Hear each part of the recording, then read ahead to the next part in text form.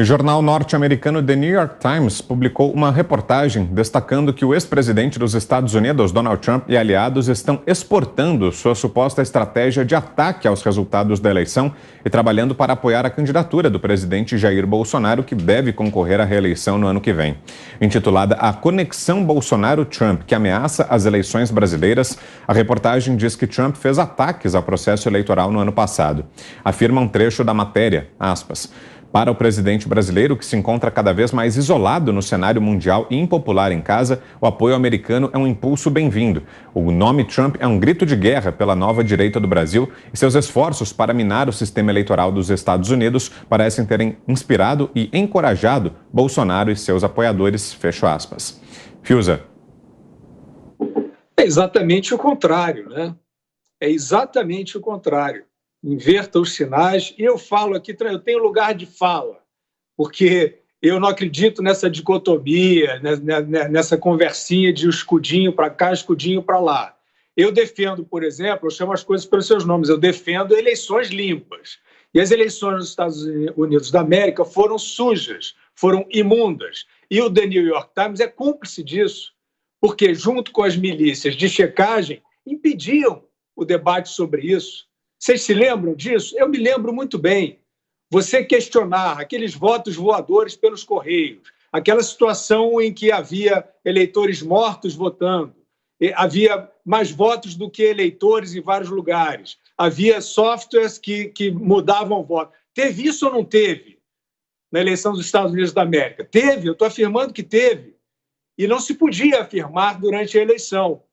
Então, foi um ataque antidemocrático desse consórcio que desistiu de ser imprensa e que protagonizou nos Estados Unidos da América, ou pelo menos foi cúmplice de um processo nebuloso de sucessão presidencial. Já falei que não tem nada a ver com o escudinho de ideologia, nem nada disso.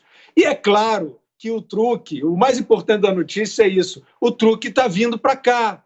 Vocês têm alguma dúvida? Vocês conseguiram discutir eleição auditável aqui? Não, é fake news, não podia. Olha, vou dizer uma coisa ao The New York Times que ele já sabe. Tem um deputado brasileiro que foi cassado porque fez críticas às urnas eletrônicas, que são vulneráveis. Então, é exatamente esse modus operandi vergonhoso, ditatorial, que não tem nada a ver com democracia, que assaltou boa parte do que se chamava de grande imprensa mundial. 1 minuto e meio, Ana. 2021, quem ainda acredita em New York Times e Washington Post precisa rever aí os seus conceitos, porque como o Fiuza muito bem colocou, não tem nem muito a acrescentar, não. Hoje são braços aí, veículos do Partido Democrata aqui nos Estados Unidos. E só para vocês terem uma ideia, Vitor, hoje o próprio Washington Post corrigiu e removeu partes de uma história de 2 anos atrás, dentro daquele evento do conluio de Donald Trump, pessoas ligadas a Donald Trump com a Rússia. O Washington Post teve que remover isso porque a verdade seguiu aí como fogo morro acima e pessoas ligadas ao Partido Democrata estão agora sendo indiciadas essa semana numa investigação sobre isso. Então, as manchetes serão sempre colocadas aí, é preciso checar sempre a fonte primária e é o que a gente sempre fala, vem falando já há algum tempo aqui, Vitor. 2022, esse tipo de manchete e narrativa tendenciosa vai entrar com mais força ainda no Brasil. O cenário político que antecedeu a eleição presidencial aqui nos Estados Unidos de 2020, esse mesmo cenário vai seguir no Brasil ao longo de 2022 e nós precisamos estar atentos a isso.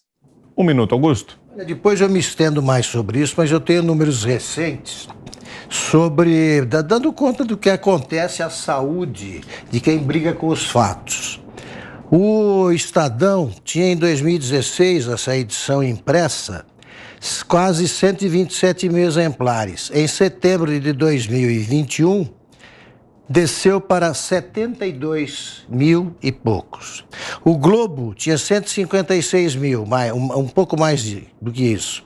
Agora tem 70 mil. A Folha tinha 145, agora tem 55. Que tal? Tiragem de jornal do interior do tempo em que eu dirigia jornais diários. Você continua participando aqui de Os Pingos nos Is. Escreve uma mensagem, envie pelo nosso WhatsApp. O número é 11 9 31 17 0620.